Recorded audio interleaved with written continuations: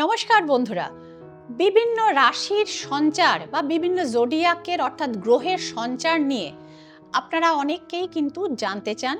তো আপনাদের সুবিধের জন্য জানাচ্ছি যে শুক্র অর্থাৎ আমাদের যে কটি বড় এবং ডিসাইডিং ফ্যাক্টরে গ্রহ রয়েছেন, যেমন ধরুন দেবগুরু বৃহস্পতি, দৈত্যগুরু শুক্র, শনি মহারাজ যিনি হচ্ছেন ন্যায়দাতা এবং কর্মফলদাতা। তো এনাদের যখন সঞ্চার হয় কোনো বিশেষ রাশিতে বা বিশেষ নক্ষত্রে, সেক্ষেত্রে কিন্তু 12টি রাশির উপরই কম বেশি তার প্রভাব পড়ে, কারোর বেশি কারোর কম।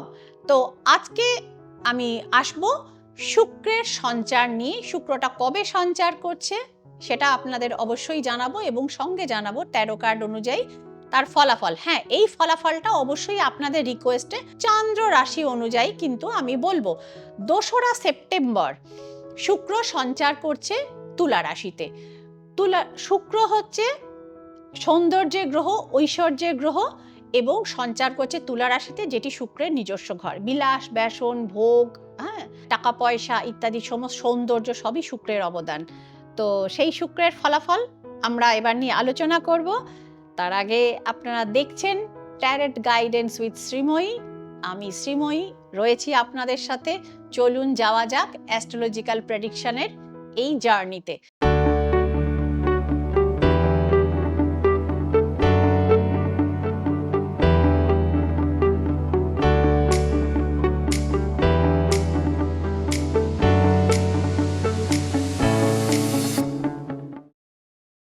আগেই বললাম যে 2রা সেপ্টেম্বর শুক্র দেব তিনি সঞ্চার করছেন বুধবার প্রায় দুপুর এই 1:50 নাগাদ। এটা গ্রিনিচ টাইম অনুযায়ী আমি বলছি। তো এইবারে তিনি বেশ কিছুদিন ধরে তিনি কিন্তু এটা থাকবেন অলমোস্ট জানুয়ারি মাঝখানে তিনি একবার বক্রগতিতে কন্যা রাশিতে আসবেন, দেন আবার তিনি শিফট করবেন। তো সুতরাং বহুদিন পর্যন্ত শুক্র থাকছে। শুক্রের ফলাফল কি হয় রাশি অনুযায়ী আমি অবশ্যই বলবো। তার আগে বলবো যে প্রচুর মানুষের আটকে থাকা বিয়ে, আটকে থাকা কেরিয়ার, বিশেষ করে যারা সাহিত্য, শিল্প, অভিনয়, মডেলিং অর্থাৎ শুক্রের যেটা সেক্টর, ফ্যাশন ডিজাইনিং ইত্যাদিতে যারা ভালো ফলাফল করতে পারছিলেন না, তাদের কিন্তু শুক্রের এই সঞ্চার কিন্তু বেনিফিট দেবে বলেই আশা করা যাচ্ছে। প্রথমেই চলে আসব মেষ রাশির গণনায়। তো দেখে নেওয়া যাক মেষ রাশির জন্য শুক্রের এই সঞ্চার। মেষ রাশিকে শুক্র কিন্তু এই সঞ্চারে খুব ভালো ফলাফল না দিলেও মাঝারি গোছের ফলাফল দেবে, অর্থাৎ অর্থপ্রাপ্তি তাদের কিন্তু হবে। তা সত্ত্বেও বলা হচ্ছে যে বড় ইনভেস্টমেন্ট এই সময় কিন্তু করবেন না মেষ রাশি, এবং দেখে বুঝে করবেন। পরের যে কার্ডটি রয়েছে, বেশ কিছুদিন ধরে ডিপ্রেশনে আপনারা রয়েছেন মেষ রাশির মানুষজন, কারণ তাদের ওপর কিন্তু শনিদেবের যে দৃষ্টি সেটা কিন্তু পড়েছে, অর্থাৎ তাদের কিন্তু 7.5 চলছে। সুতরাং মেষ রাশিকে খুব ভালো ফলাফল কিন্তু এক্সপেক্ট করতে পারা গেল না। চলে আসবো বৃষ রাশি। শুক্রের প্রভাবে শুক্রের নিজস্ব ঘর বৃষ রাশি, একটি বৃষ একটি তুলা। তো বৃষ রাশির জন্য দেখতে পাওয়া যাচ্ছে হঠাৎ করে বিয়ের কানেকশন, যারা বিবাহেচ্ছু বা বিয়ের বয়সী ছেলেমেয়েরা রয়েছেন, হঠাৎ করে তাদের ম্যারেজ কিন্তু কানেক্ট হয়ে যেতে পারে।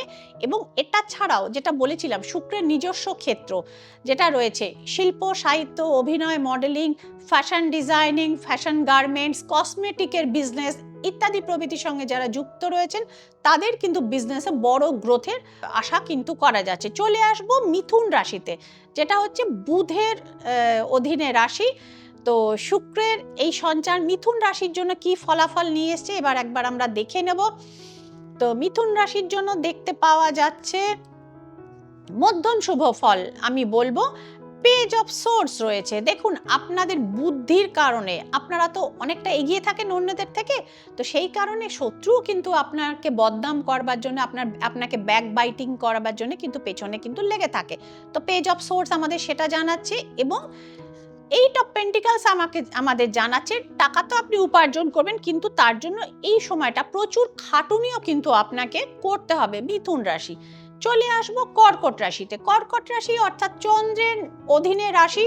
এনাদের প্রচন্ডভাবে মুড সুইং হয়, কখনো ভালো তো কখনো মন্দ।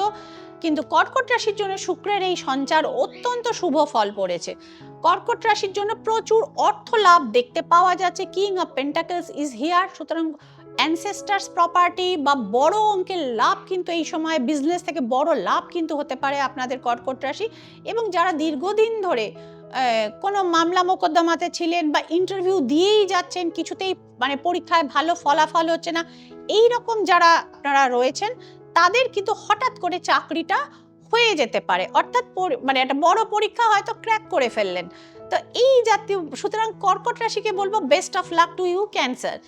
চলে আসবো সিংহ রাশি, যারা এই মুহূর্তে ঢাইয়াতে কষ্ট পাচ্ছেন, শনির ঢাইয়াতে সিংহ রাশি কষ্ট পাচ্ছেন। দেখে নেওয়া যাক এই শুক্রের সঞ্চার তাদের জীবনে কিছু ভালো খবর নিয়ে আসে কিনা। কারণ বৈদিক জ্যোতিষে বলা হয় শুক্র এবং শনি হচ্ছেন বন্ধু, কিন্তু বন্ধু হলেও খুব ভালো ফলাফল দেখতে পাওয়া যাচ্ছে না। কোনো সম্পর্ক নষ্ট বা কোনো প্রিয়জন হানি কিন্তু দেখতে পাওয়া যাচ্ছে, রিলেশনশিপে ব্রেক, হ্যাঁ, আর কোনো সম্পর্ক শেষ হয়ে যেতে পারে আপনার জীবন থেকে। কিন্তু তা সত্ত্বেও আপনি যদি ধৈর্য রাখতে পারেন এবং পেশেন্সলি হ্যান্ডেল করতে পারেন পরিস্থিতিকে, সেক্ষেত্রে আপনার কেরিয়ারটাকে হয়তো আপনি সামলে উঠতে পারবেন।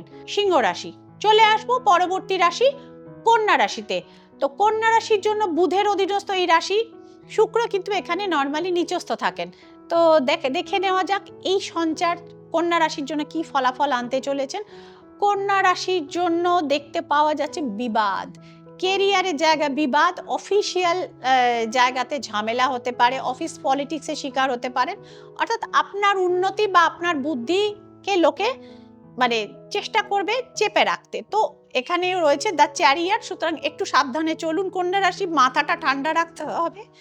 এবং কোনো গুরুস্থানীয় ব্যক্তি বা কোনো বয়স্ক মানুষের কাছ থেকে কিন্তু আপনি অ্যাডভাইস বা কিন্তু গাইড নিতে পারেন। সেক্ষেত্রে আপনার এই ক্রাইসিসটাকে আপনি কাটিয়ে উঠতে পারেন, অর্থাৎ বুদ্ধি করে ক্রাইসিস ম্যানেজমেন্টটা আপনারা করতে পারবেন কন্যা রাশি।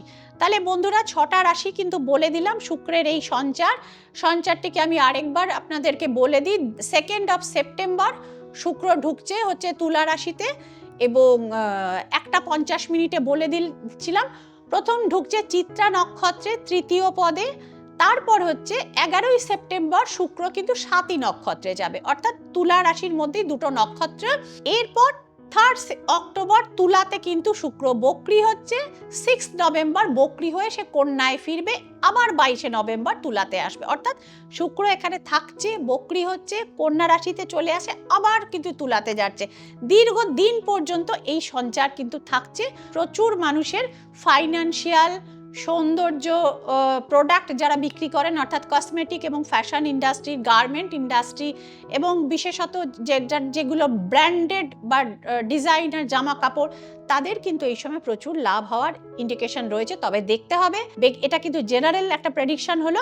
ব্যক্তিগতভাবে আপনার শুক্র জন্মছকের কোনখানে বসে রয়েছে, আপনার শুক্র যদি আপনার 6 নম্বর ঘরে কি 8 নম্বর ঘরে কি 12 নম্বর ঘরে কিংবা কন্যা রাশিতে যেখানে অটোমেটিক শুক্র নিচস্থ থাকেন সেখানে বসে থাকে, তা সেক্ষেত্রে ফলের কিন্তু তারতম্য হতে পারে। সুতরাং বৈদিক জ্যোতিষ যখন হয় তখন কিন্তু ব্যক্তিগত জন্মছকের উপর আলোচনা করাটা বা ফোকাস করাটা হয়ে থাকে।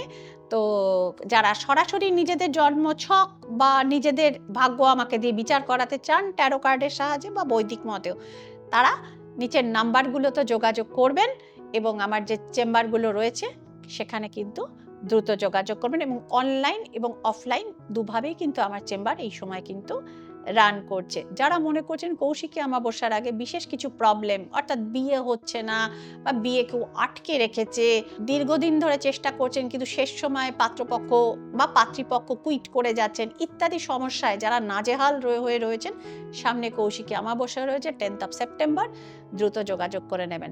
দেখা হচ্ছে বন্ধুরা পরবর্তী এপিসোডে। সকলে ভালো থাকবেন, আনন্দে থাকবেন, সুস্থ থাকবেন। নমস্কার।